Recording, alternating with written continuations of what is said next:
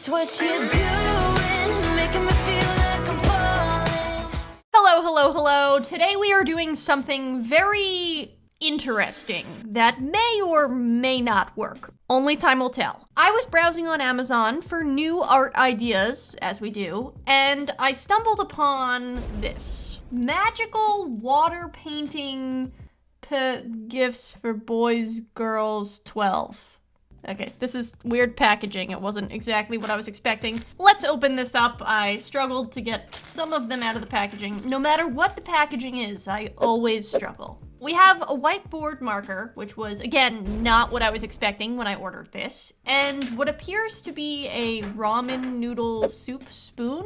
This whole Amazon product is highly questionable, and it honestly took me a while to film this video because the reviews for the product itself were terrible. No one could get it to work. But I believe that I can use some dry erase markers and a ramen noodle soup spoon to create floating drawings in water, because I've seen it done when I searched it on Google, and that's gotta count for something. I have this plastic container that I got from the Dollar Tree. We will be using this container to store our liquids. This container unintentionally actually works really well from filming from a side angle because it's angled downward. I doubt anyone cares about that but me. To create paintings that float in water, we do need some water. So I filled up a Pyrex with some water, poured it into my other container, and now we have a nice basin of water.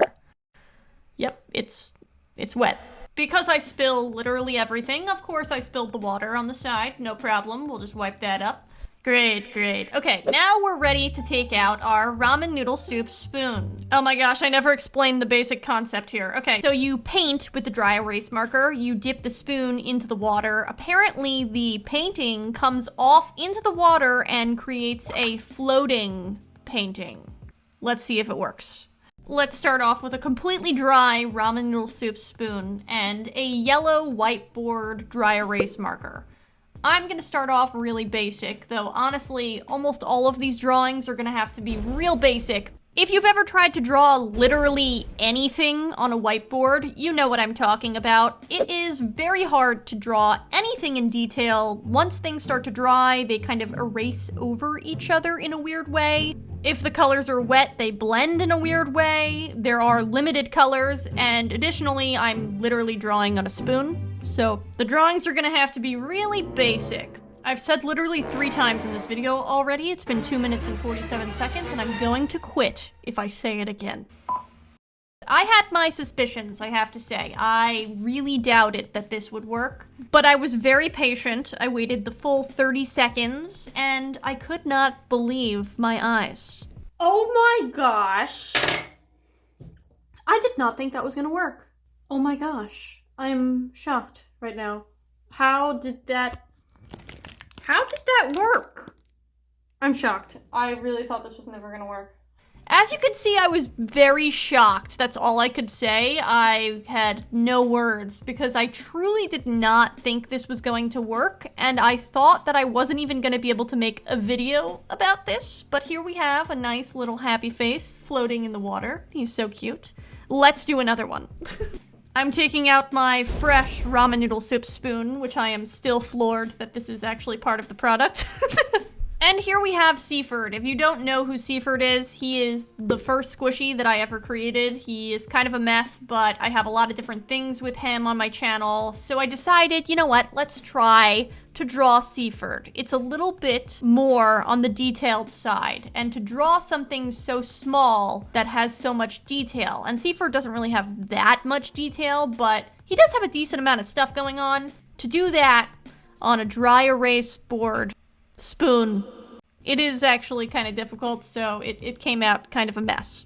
But you know what? That's okay. He is going to float, and that is really what this video is about. I think we've shown that I also cannot draw with dry erase board markers, but maybe that's to be expected. Okay, and now it's time to see if we can make Seaford float as well. And I have to say, it went okay. And then we started to have some issues. So Seaford came off. He was kind of floating, and then his little arm got stuck. And I started to panic, and I was like, oh my gosh, Seaford, please. And then he started to like go onto the spoon even more. And I was like, no, Seaford, don't fold yourself over. And then I put the spoon further into the water, and he did float off into the sunset. A little messed up, but he is floating there. He looks like kind of a disaster, but that's him and his little happy-faced friend. Just two little friends floating along in the water. Is this not the craziest thing? How is this working? I'm actually like stunned still, even though I did make this work and filmed a whole video about it, but like, how are these floating in the water? Can someone please explain the science behind this for me? Because what the heck? I'm sure someone will. If you say one even slightly incorrect thing on the internet, suddenly the experts crawl out of the woodwork. Where are my dry erase board marker experts? Please explain how this is working. I actually do want to know. Why is this working? I have moved on to drawing an orange panda, which I actually did draw in the past, or painted in the past. When I painted on a cube in this video here, I painted a shocked orange panda. And today is the day that this shocked orange panda sets sail in the great unknown, the water. Oh my gosh, he almost didn't make it there. Okay, well, there he is. He's floating with Seaford. General assessment. Everything I've drawn up until this point has been slightly off, a little weird, not drawn exactly correctly, but this drawing in particular is unhinged. It just looks so creepy, a little disturbing. I was intending to draw a scared cat, and I'm scared. So I guess mission accomplished. As I was getting this off the spoon, the little tail actually folded itself underneath the cat. So I tried to use the spoon to kind of untangle it, and in that process, the tail got a little messed up. But it is floating, so that's an accomplishment. Kind of. Together, these look like drawings that have been drawn by a 3-year-old, but that is okay. For this next drawing, the mistake that I've been making this entire video finally caught up with us.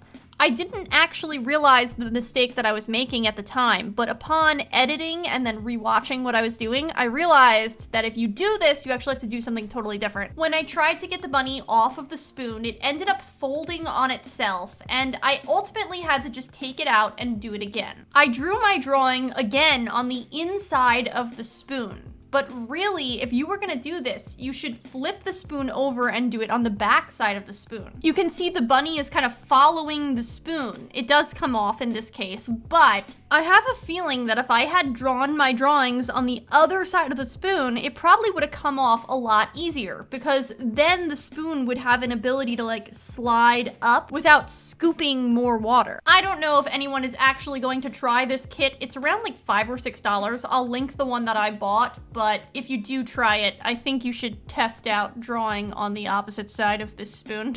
I never actually figured this out until after I was done filming and editing, but you know, maybe you guys could utilize the info. On to the next drawing. For this next drawing, I decided to use multiple colors to create a cupcake. It's kind of a weird looking cupcake, but I tried my best given the materials that we had. This one actually came right off. I didn't have any issues, no casualties like we did with the frog and the bunny. Not the bunnies! Sad, because I actually like this one a little less than I liked the little frog. I should have redrew the frog.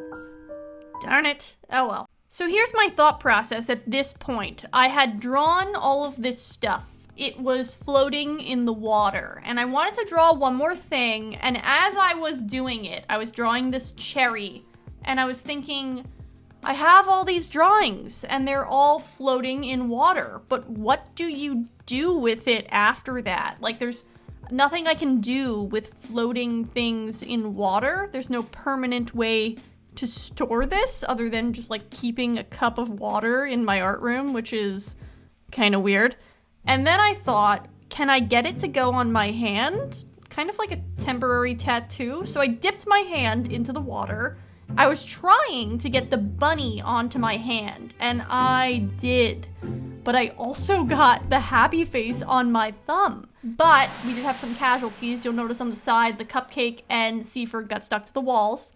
I then tried to take this piece of plastic and gather my cherry. I was thinking maybe I can store the cherry on the plastic and then stick it onto my hand at a later point, kind of like a temporary tattoo. But it didn't really work very well. I think that maybe if I had sticker paper and tried to gather them that way, we may have been able to store some temporary tattoos.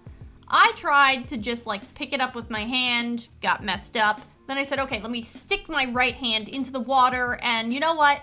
Everything else I drew stuck to the edges of this bowl. So there was no opportunity for me to test out the sticker paper thing. I do still have my bunny on my hand and my happy face. If I did this again, I would like to test out if I could store these on sticker paper and create some temporary tattoos. That's it for this video. If you want to see more videos like this, I have literally never done anything like this. I said literally again. Ugh. Thank you so much for watching, and I'll see you next week for another video. Bye!